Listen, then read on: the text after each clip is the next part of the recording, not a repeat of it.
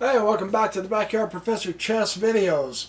I told you I should say, I was going to show you some endgame studies. These are probably not as dramatic. Sometimes they can be. There are tactics to use in endgames too. There are strategies. The trick with endgame studies is we've got to learn how to shift how we're thinking. Because you can't be the same as you are in the opening and the middle game as you are in the end game. And there's thousands of them that we'll need to study through the up and coming years. And they're probably not as exciting to watch, but they're even more important. So many commenters have said, I'm doing it backwards. I need to learn the end game first and then everything else will follow. Let's start looking at endgame studies that we have for our benefit. These are training endgame studies that I do with my chess app. And what I do is I try my best to find the best move, and I'll make 5 or 6 moves to see how I'm doing. And if I'm doing okay, then I'll keep going. It's on a very high rating, far higher than I can win. That way it doesn't make stupid moves. And when I really get into trouble, I can back off 5 or 6 moves, and ask it, what move would you do? And then when it makes a move, and I go, oh, okay. I say, I pushed that pawn and I should have moved the bishop. So I do what the computer says, the chess app, and then I work it again from there and see if I can finish it. So what this is doing, it's not about winning or losing necessarily, it's learning how to deal with various end game situations. This is actually the end of the middle, the beginning of the end game. I wanted to show this to you because it was so remarkable. Still a lot of material on the board. There's 4, 2, 4, 6, 7, and 2, 4, 5. So white is outgunned with pawns. The queens are still on the board, but white has both bishops. Black has a bishop and a knight. Yeah? So that's a difference. They both pretty much got the spread across the board. So here's what happens. The queen had just moved to c2. And so we're going to take it from here. What do you do? Here's what happened in this particular endgame study, and I'll try to talk out loud with you while it's doing its thing. It's got blocked double pawns here. So the pawns on this side are the majority, but their position isn't as strong, but you can make it strong. They can actually be beneficial. Black has the majority on this side, but again, he's got doubled pawns as well. So this is kind of interesting. We're going to look for targets and we're going to look for strategies. The black knight is on an outpost. This bishop is back here guarding this back pawn because this bishop is striking it, so the knight has come up here so it can't take the pawn. If there's going to be a change, it's going to be a change with a bishop and a knight, and that way they have queens and 1 bishop each. Possibly different colored bishops, which is interesting. So he bumps to g6. He goes to queen b2. Then king f7, he's going to pull his king in. In the end game, the king can be a fighting unit, absolutely. Bishop comes to f3, closer to the center, guarding the king. King, where are you, king? Goes to e6. He also is going to come toward the center, which is good. h3, he wants to keep his pawns together as much as possible. They're getting ready to meet and clash and see if they can get a passed pawn. In the end game, passed pawns help. Truly, I'm just saying. Now the king bumps over to d6. And bishop to e1. And then c5. c5, where are you? C comes up to 5. He's going to get rid of his doubled pawn. He brought his king over so that when the pawn takes, he can take it with the king. And the king is covering the knight against that bishop and the bishop down here is guarding the knight. So the king is playing a role as well here also. D did take the c5, and the king took the c5, so we're down a pawn. Black's king is a little better placed than white's at this point. There's not a lot of attack going on. They're just more or less... That's the thing with endgames. There's a lot of maneuvering. There really is. But bishop comes to f2, check. You've got these powerful bishops coming through here. They're being together like that. That is to their advantage for sure. So king bumps back down behind the d6. Then the bishop comes up to d4. Good, strong central outpost supported by a queen. That is a great central thrust by the white. It radiates power from the center. Even in an endgame. Hitting the weak pawn here, the backward doubled pawn. Knight comes to b6, opening up the possible exchange of bishops. And they did. They exchanged bishops. Bishop took a8, knight took a8. So now they're down just a little bit more material. Queen comes over to d2, centralizing a little more. Queen up to a3, trying to get an angle on something over here, getting closer to the king so she can start attacking the king. Bishop back up to f2. What? Queen a3.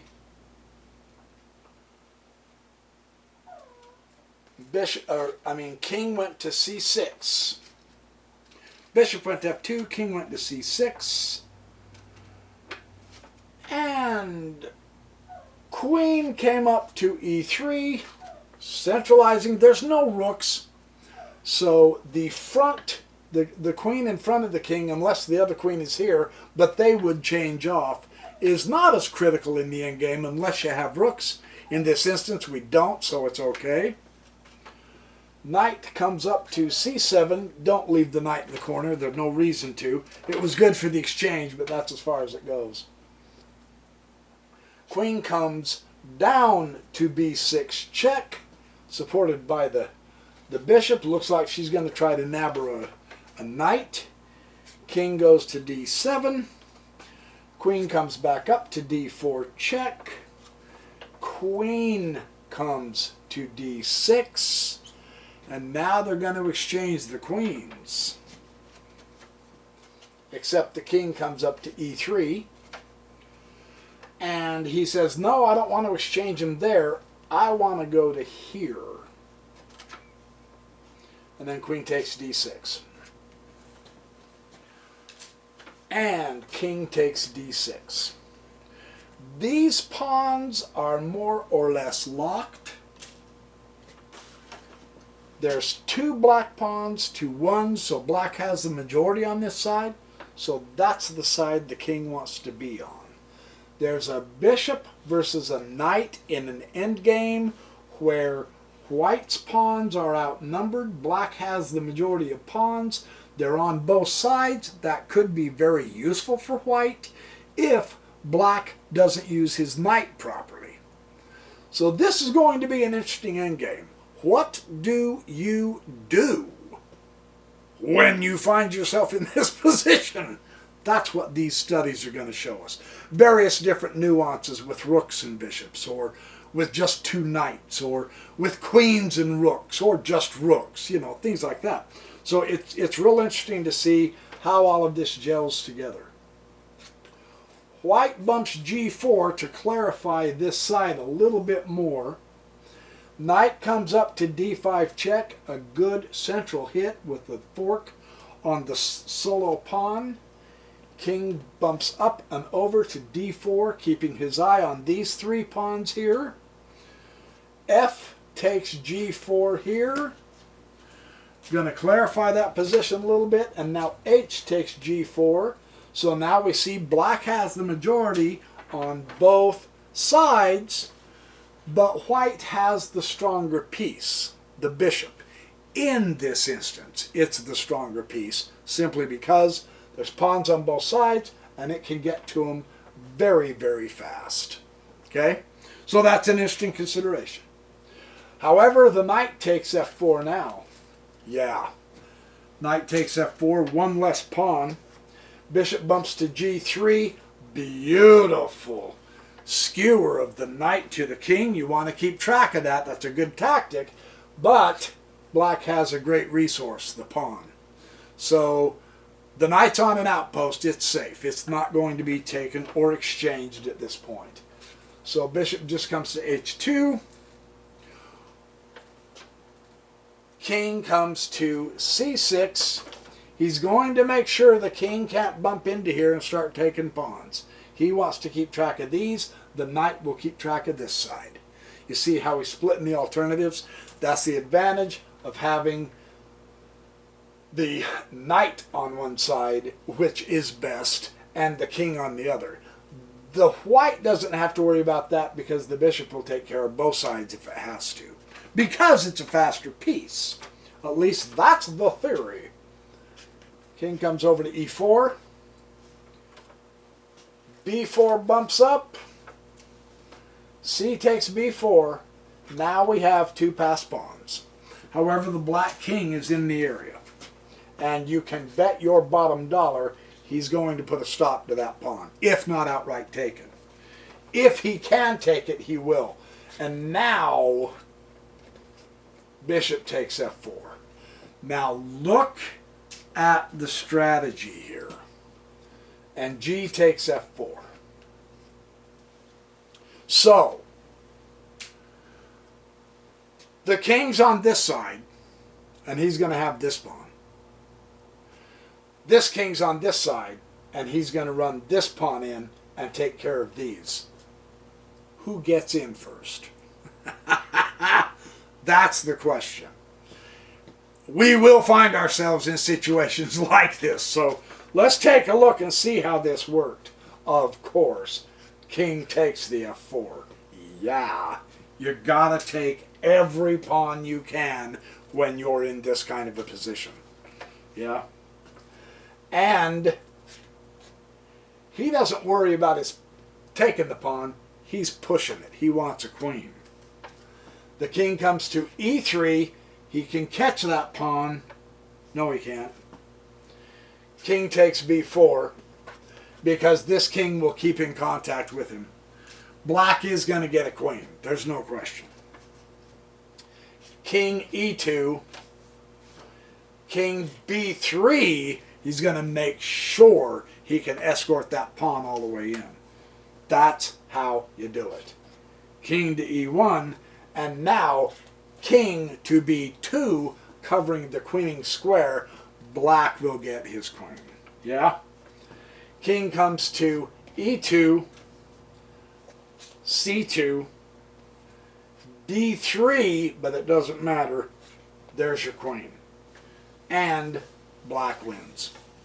So that's kind of a simple endgame exercise and study. Some of them are simple like that. Some of them are extremely complex. Some of them are tedious. They can go on for 60 moves. I have a couple of those to show you. And it's important to grasp some fundamentals. And so that's kind of basically what an endgame study is going to look like. And there's lots of different kinds that I'll explore with you as I continue learning about endgames. I'm reading Yusupov and Silman again on that. And there is as much to learn about endgame as there is openings. So we may as well get started and do a little bit in every phase and area of chess. So there's your chess exercise. Happy endgame studying. Remember, don't stay up too late. And if you do, be sure and sleep in. But don't sleep in too late because we've got chess to study. So you guys have a good time and be good, do well, have fun, be happy, visit the sick in the hospital. They appreciate it. I'm not kidding. It's pretty awesome to do so. And I will see you in the next Backyard Professor Chess video.